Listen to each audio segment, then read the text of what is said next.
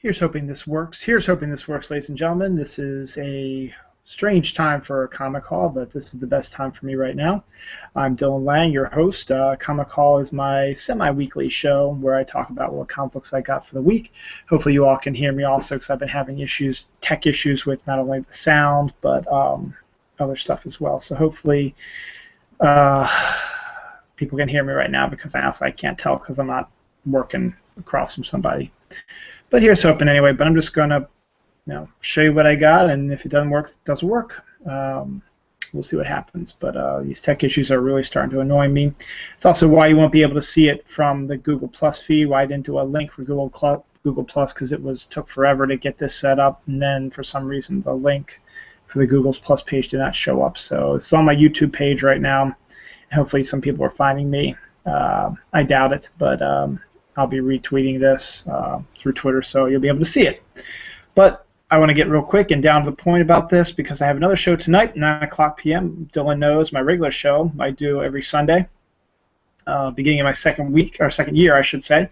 Starts this, tonight with Dylan Knows Paranormal with my co-host Daphne Deuce. So hopefully this run through will be okay, and then I won't have any technical issues tonight. So without further ado, this is Comic Haul for week 22 this week. All the stuff that I'm showing you right now is available in stores right now. Came out this week. So go to the Comic Shop Locator service, type in your zip code, see if you can find a local comic store near you if you see anything you like in here, and enjoy. So here we go. As I always do, I go DC first, Marvel second, Independence last. So up first is Multiversity. Technically it's Multiversity number 2, but the way Grant Morrison's doing it, he's doing a bunch of one-shots, whatever. This is the Society of Superheroes. Written by Grant Morrison with art by Chris Sprouse, Grant Morrison with art by Chris Sprouse, Carl Story, and Walden Wong. I love Chris Sprouse artwork. I've met him before. He's a very good guy. He's an excellent guy. There's some of what his artwork looks like. It's pretty nice looking. And it's pretty good, pretty consistent. And Carl Story tends to be the guy he usually likes to hang out with to ink his stuff. So, pretty good stuff right there. So that's the second part of the Multiversity story. So if you've read the first part, you liked it, you want to come out and go at this. Plus, it's got some nice artwork. DC's got 2 weekly books coming out. They have a third one coming up very shortly. I think next month the third one starts out, all of which is going to lead to a major event happening next spring. So we'll see what that's going to be. A lot of people are believing that it has something to do with bringing the Crisis to the New 52, so we'll see what happens. But until then, we've got 2 weekly books. One is Batman Eternal number 24. It's a nice cover by Glenn Fabak of Spoiler. Fantastic. The weekly series are written by a group of writers and drawn by different artists every week. This week we've got Scott Snyder and James Tierney, the 4th story, Ray Falk script, Kyle Higgins and Tim Seeley consulting writers, and Andy Clark is doing the art. So this one is very spoiler heavy, which is good because she's been sort of missing for a while from the series. So her storyline is moving up right now, and there's still fans of Batman. There's still some Batman stuff going on in there as well. So check that out. The other one is Future's End and the September tribute that they do. I mean, every year. This is the 3rd year of the New 52, right? Yes, 3rd year of the New 52. Hold on a second. 2011, 2012, 2012, 2013, 2013, 2014. Yeah. And this one is the Future's End. So all the books are jumping ahead 5 years, and they're all one-shots that come out this month. And they are going to tie in with the miniseries Future's End number 20, the Joker on the cover, apparently. Once again, written by a group of writers. In this case, it's Brian Azzarello, Jeff Lemire, Dan Jurgens, Keith Giffen, art by Aaron Lepresti, and art and inks by Art Thibault. It's pretty nice looking artwork because Art Thibault's a really excellent inker, and Aaron Lepresti is a very even-keeled artist. So let's see if I can find here's some good stuff for you. Some interesting artwork, easy to read and stuff like that. So Future's End, once again, takes place 5 years in the future, and we'll see what happens to your favorite characters. So, as I said earlier, because of the celebration of their third year of the New 52, I should say, this month is all these one-shots featuring Future's End, where the writers would be taking the characters, if they stayed on the book for 5 years in the future, where they would like to be taking it, would like to see it happen in 5 years. So these are just not true futures. Obviously, future hasn't been written yet, so these are just a view at the possible futures that could come if things go the way they keep going. One thing that they have been doing this year that's different than last year and the last couple years has been the fact that they've been tying issues together, having some two-parters. Justice League United's Future's End story is crossing over with the Justice League Future's End story. And we got another one here, Wonder Woman Future's End, #1. And again, there's two different covers. There's the regular cover, which I have right now, and for $1 more, you get one of the fancy schmancy moving covers. I got a couple of those in there. I'll show you what they look like in a little bit. But Wonder Woman Future's End #1 is the beginning of a storyline that crosses over with Superman Wonder Woman Future's End #1. This one's written by Charles Soule. Charles Soule's the writer with Rags Morales, art Jose Marzan Jr., and Bat. That was the inkers, probably. So it's Wonder Woman by herself. And Charles Soule's a really good writer, writing good female characters, and he's doing an excellent job with it. Rags Morales has been around for a while also, always does good artwork as well. And this does cross over with Superman, Wonder Woman.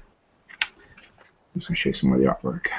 So that's Wonder Woman #1, Future's End #1. And the crossover also, the second part also comes out this week, Superman, Wonder Woman #1. The crossover also comes out this week. So buy this first and read this then, and then follow up with this. Though I think that they've done it enough that if you just want to read this and not that, or vice versa, you probably would be able to understand what's going on. Though this ends on a cliffhanger, so more than likely you're probably going to want to see where this goes. So in the end, you're probably going to want to pick this up anyway. Once again, Superman Wonder Woman #1, Future's End, is written by Charles Soule with art by Bart Sears, who we haven't seen that much of in a while. So he's been around for a long time too. Pretty good artist as well, and you know, Charles Soule doing some. See where Superman and Wonder Woman's relationship goes 5 years in the future. I've been on record as saying I'm not a big fan of it. I'm still not a big fan of it. So who knows what's going to happen. So there's that. Now, as I also said, Justice League United, which came out last week, was the first part of the crossover with Justice League. Here's the second part, Justice League Future's End #1. It's out this week also. Written by Jeff Lemire. Art on this one is by Jed Darty. So you get the Justice League United crew and then regular Justice League people as well. Looks like there's some Legion of Superheroes characters in here as well, so that's kind of interesting, seeing as how the Legion is going to be playing a big role in Justice League United very soon. So pretty interesting about that. Looks like Captain Atom is back in some form or another in the future, so we'll see. So that's Justice League Future's End #1. That's the other thing that's been going on also, is that when this first came out, I thought that the regular creative teams would be working on it, either writing it or drawing it or whatever, but I suppose they need a break as well from the weekly grind, or monthly grind, I should say. So in a lot of these cases, they have co-writers or supporting writers to come in and write the stories while they take a little breather or set up for the next storyline. So, as I said, Justice League is written by Jeff Johns, but this one shot is written by Charles Soule. So, and that's not a bad turnover, because Charles Soule's a really good writer. Excuse me. Next up is Batman Superman Future's End #1. This one is written by Greg Pak, who is the writer on Batman Superman. The art is by Cliff Richards for the first 10 issues, then Jack Herbert and Vincente Cifuentes Looks like Batman and Superman are no longer buddies in the future. They're having a bit of a battle there. So, as I said, these are all pretty much one-shots, just taking a look at the future. So if you've never don't know what's going on in the regular series, you probably will not get lost. You'll probably be able to follow what's going on. And I think that's one of the reasons why DC is doing what they do, is so they can get more viewers, or more not viewers, more readers to come in and read the book. Future's End #1. I usually tend to not read Supergirl, but this is a Supergirl. It's a special event, and I like the look of it. Tony Bedard is writing it with Emanuela Lupacchino is the ink penciler, and Ray McCarthy is the inker. It looks like in the future that Supergirl is a minion of the cyborg Superman, who is a bad guy. And so we'll see what happens. Supergirl's one of those books that I probably should get into because I enjoyed her stint as a Red Lantern, and that crossed over into the series for a little bit, so it might be good to look at that. Now we have two more Future's End books. That seems, as I said, that's going to be the theme for all DC's books this month, is these Future's End books. And as I said, they have come two covers, the regular covers, which I just showed you, and for $1 more you can get the crazy moving covers. You know, let's see, does it show up? There's Kyle. There's not Kyle. This is Green Lantern New Guardians, Future's End #1, written by Justin Jordan, artwork by Diogenes Neves, with inking by Mark Deering. So artwork is really nice looking. And hopefully New Guardians is, as I said, I haven't been reading New Guardians, but from when I've been leafing through it, I've not been a big fan of what I've been seeing. So, as I said, that's just from viewing it from that way and not actually reading it yet. So I could be totally wrong, but I'd still collect it because I like Kyle, and I like all the multicolor Green Lanterns. So that's what they focus on. There's Kyle there. So. Green Lantern New Guardians #1 came out, Future's End #1 came out, and the last DC book I'm going to cover today is Batman and Robin #1. Batman, and then Future Davian. So Batman and Robin #1. I was hoping that this was going to be written by Peter Tomasi, but it is not. It is written by Ray Fawkes, who is still a good writer. Art by Dustin Goyam and Derek Friedholz, which has a very Mignola-esque flavor to it. But Batman and Robin is consistently one of the best DC books out there. It looks like there's a new Robin in town. So 5 years down the line, there is a new Robin. So, but Dustin Goyan's got some good artwork, as I said, very kind of Mignola-esque. And Batman 5 years future. This is 5 years future. This is the third Batman one there is, I think. So Batman Robin, Future's End #1. So that's it for the DCs. As I said, Future's End is going to continue filtering through the DC universe for the next 2 weeks, I believe. That's all. Or maybe next week is the last week. It might be next 2 weeks or so. You'll be seeing Future's End books, and then they'll get back to the regular storylines and stuff like that. Pretty much beginning new storylines, new creative teams, maybe new books coming out in October. So this might be a good way to get into the comic stores now, get into the comics now, so that when these new story arcs, these new books come out, you'll be ready for them. So that was the DC books. Now we have Marvel. As I said, the Marvel's been going crossover crazy, and it's sort of burned me out on buying a lot of Marvel books. And I really haven't read any of the crossovers, but there is one crossover that I'm dying to read, and I will probably buy every issue of, and that's Spider-Verse. So what they're doing right now is they're doing the prequels to Spider-Verse called Edge of Spider-Verse. So there's a mini-series coming out now with different looks at the different Spider-Mans coming around, and this one is Gwen Stacy as Spider-Woman. Awesome costume. Yeah. Good storyline, written by Jason Latour, pencils and inks by Robbie Rodriguez. and it's Gwen Stacy as Spider-Man, Spider-Woman, I should say, and it's really kind of a cool costume, and it's an interesting character to take a look at, and I love how at the beginning they do it previously on Spider-Woman as if it's been a regular series, so you get to see everything that's happened to her and how her future is different. So it looks absolutely gorgeous, and I cannot wait to read this and the other Spider-Verse books. So this is Edge of Spider-Verse #2, Gwen Stacy. Next week looks like we've got Robot Spider-Man is going to be the cover. And then the back has a checklist of the stuff that's going to be coming up on Edge of Spider-Verse. So check that out. Also this week from Edge of Spider-Verse is Superior Spider-Man #33. The book ended 2 issues ago at 31, and then they restarted the Amazing Spider-Man, but then with the advent of the Spider-Verse, they did a special issue 32 a couple weeks ago. Well, here's #33. This is the Doc Ock Spider-Man.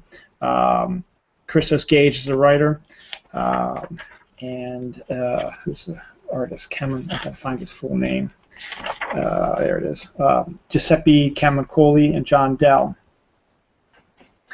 And as we saw before, Doc Ock Superior Spider-Man is the one who's getting all these Spider-Mans together to take on the big bad. So he's going to play a major role in the Spider-Verse storyline.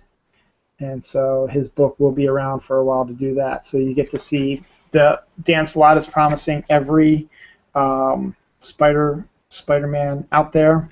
As you can see, there's a lot of them coming your way, and all different, and it's going to be a very interesting story, and I cannot wait to see it. It should be read it all and devour it. Should be a lot of fun. So Edge of Spider-Verse, you want to keep reading up on that. Superior Spider-Man #33 is out this week, as well as Edge of Spider-Verse #2 with Gwen Stacy Spider-Woman.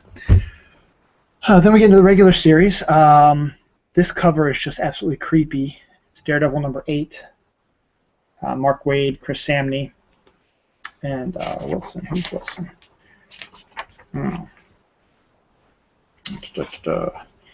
And Matthew Wilson's the colorist. And from what I've been leafing through this, Matt Murdock, Daredevil, very rarely appears in this. It's following the evil children. What's going on there? There is some appearances by Matt in here, but Chris Samney's artwork is fantastic. It looks like a good, creepy one-shot storyline that probably is also going to extend the story along a little bit. So it's pretty excellent. So check it out. It's a really creepy cover. I really like it.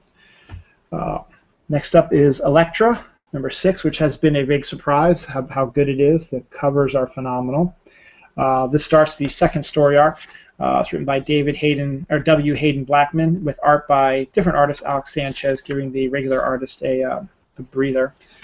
His artwork is a little bit more distinct than the artist who's on the book usually, but it looks like the Serpent Society's in town, which has always been a great team, which I've always liked, and Elektra is doing her stuff. So Elektra #6 is out this week also. The Hulk #6. Mark Waid, I think, is no longer writing it. I think Jerry Dugan is, and Mark Bagley's still doing the artwork though. That's I'll hold up on. I'll keep following it because it's pretty good, and so I like his artwork. And Jerry Dugan brings in Brainy Hulk, and Rick Jones is in here, and Thunderbolt Ross makes an appearance in here as well, and it's just Mark Bagley's art, which is really nice and clean, and I like it. And I think it's a Gary Frank cover. He used to draw Hulk also. So Hulk #6. Hulk also has an annual out this week. Annuals are like one-shot stories that sometimes may tie into the storyline proper. Other times just a story that someone else wants to write about. This one is written by Monty Nero. Chapter 1 is illustrated by Luke Ross and LeBeau L.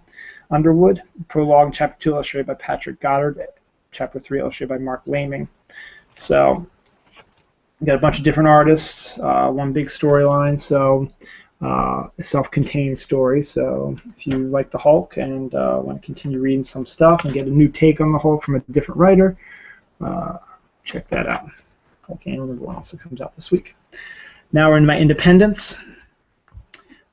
George Perez is a classic artist, been around forever. Speaking of Crisis I talked about earlier, he drew the original Crisis on Infinite Earths, and then back in '86 when they were rebooting the DC Universe, he took over Wonder Woman on a great run as writer-artist. And then he did some work for the Avengers and has done some other stuff. That worked on actually the Hulk for a little bit, I think, and some other things as well. But now he's joined Boom Studios for his mini-series of I believe he's a creator-owned series called George Perez's Sirens. It's alien women fighting. George Perez draws his women nicely and writes strong women as well. And it's got the typical George Perez style artwork that you're used to.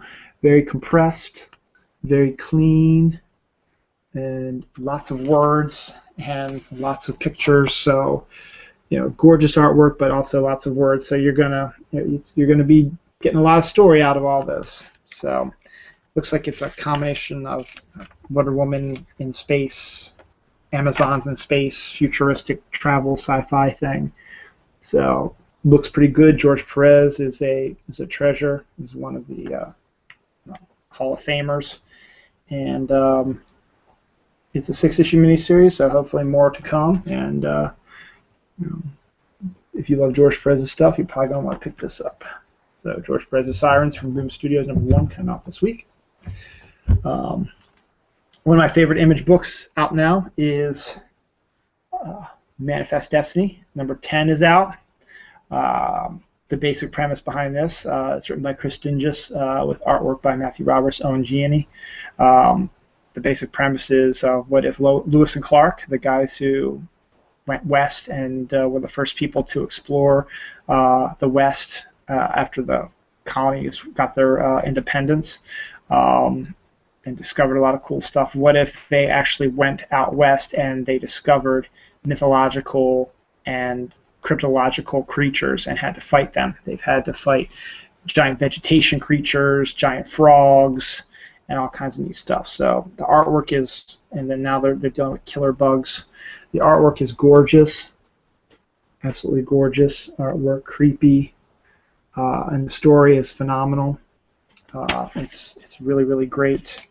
And it's big for me also because I'm a history guy, and it's fun to see a different side of history. There's Sacagawea is in there as well, and so great story, great artwork, and I can't wait to see where they're going to go with this because it is fantastic.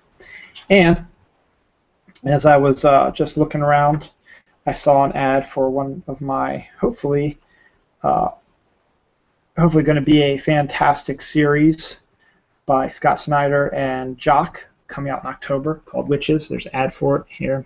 So that one's coming up soon, so that might be one to look for. But for now, pick up Manifest Destiny #10. The first trade is out, and that's the first 6 issues, I believe, and then you can pick up the other issues that are out now. So Manifest Destiny #10. Fantastic series. Finally, everyone knows what Kickstarter is.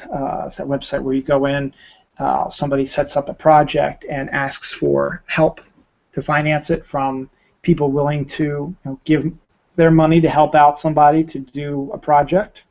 And it's a pretty good deal. There's some good stuff that's come out of it. Jimmy Palmiotti and Justin Gray are huge at doing Kickstarter books. It gives them a chance to do a book that they want to do without dealing with the standards of other comic companies, Image, Marvel, DC, how they have to do certain things and stay a certain way. This lets them do their own thing, create their own story, and do their own thing.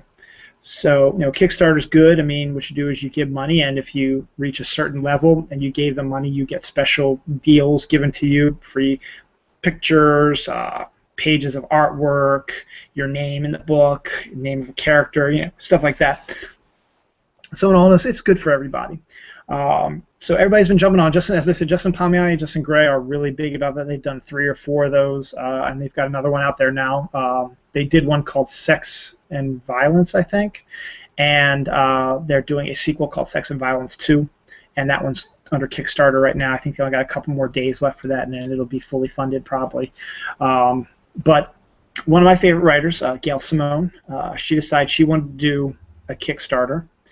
And so her and Jimmy Calafiore, who she worked on Secret Six, and they work well together, decided to create this book called Leaving Megalopolis. It's a dark superhero story that I guess you really couldn't do in a Marvel DC universe or whatever, Image or whatever. It's a little harder or whatever. So Gail kickstarted it. She reached her funding. She wrote it. Jim Calafiore drew it. And it came out. So the people who helped fund it, they got the first copies of it, signed, some of them signed. They got all the special things that they did once they reached a certain goal. But then they also know that these people who do their Kickstarters, you want to get the stories and books out there, so they shop it to different distributors, and they will distribute it as is. So that way you've already funded it, you've already shipped it out. They cannot say, no, you got to change this, you got to change this. So they say you got to change this. They're going to say, sorry, we're not going to distribute it because we've already distributed it to a bunch of people. We're just trying to get more people into it. So in that way, it's kind of a cool thing. So Gail did her thing. She shopped it around to a bunch of people, and Dark Horse Comics bit. And this week, Dark Horse released Leaving Megalopolis, the hardcover, for everybody. So if you did not pay for the Kickstarter and still wanted to read it like me, now you can own your copy. This is my copy of Leaving Megalopolis. Gail Simone is the writer. Jim Calafiore is the artwork. And as I said, it's a highly violent comic about dark superheroes. And the artwork is absolutely stunning. James Calafiore is fantastic. And it's a volume 1, so Gail's probably going to be doing a Kickstarter for volume 2 very soon, probably. And I'm anxious to see what she's doing and where it's going. Should be a lot really good. It's got a lot of violence in it, so you've got some sex and nudity as well. All kinds of craziness, superheroes behaving badly, stuff like that. Pretty good. They even have a secondary storyline that when was part of the rewards program. This is a secondary storyline. Story after the original one. So if you want to read Leaving Megalopolis and you did not do Kickstarter for it, did not have your copy, you can now own a copy of it through Dark Horse Comics. So that is my comic haul for this week. That is it. Stay tuned for later tonight, 9 o'clock. Come on back here. Hopefully my Google Plus connection will be working. And you'll be able to watch my new episode of Dylan Knows Paranormal with Daphne Du. We'll be talking about Ghostbusters, supernatural, paranormal, ghosts and aliens, stuff like that. So it should be a lot of fun. Then I guess Wednesday, hopefully, I'll be doing another one of these comic hauls with the new books that are coming out on Wednesday. Then Thursday, I will be on Snark Alec Radio, which was the grandpappy of all these radio shows that I've been doing and TV and YouTube shows I've been doing. I will be on that talking about my fictional web series, The Assistant. So if you haven't checked that out, that's also on my YouTube page as well. I've got 6 episodes out. Either going to be 7 or 8. 7, at least the 7 will be out on Monday, maybe an 8, depending on if I can make one within the next 24 hours. So. We'll see what happens. That it might just be 1 episode this week, so we'll see. And then next Sunday is Dylan Knows is back on his regular time slot, 12:30 p.m. With Dylan Knows International. Got a great show, and this is good for you guys because it's going to be mostly comic discussion with my co-host Bronwyn. Her significant other Steve will be there. My significant other on my comic show, MJ Khan, will be there too. And we're all going to welcome the fantastic Jessica, the Moms Read Comics from Comicosity Hangout that they do on Monday nights. She'll be here, and we're going to have a big blast. That's next Sunday. So I've got a big amount of stuff coming up, so stay tuned and enjoy your day. And pick these up. All those books I showed you today are all available at your local comic store right now. Go to your local comic store right now. Check out what they got there. Maybe catch up on some of the stuff that I talked about last week and the week before. And maybe you'll see some stuff that's going to be upcoming in the future as well and things you'll like. So check it out. Have fun. And good night.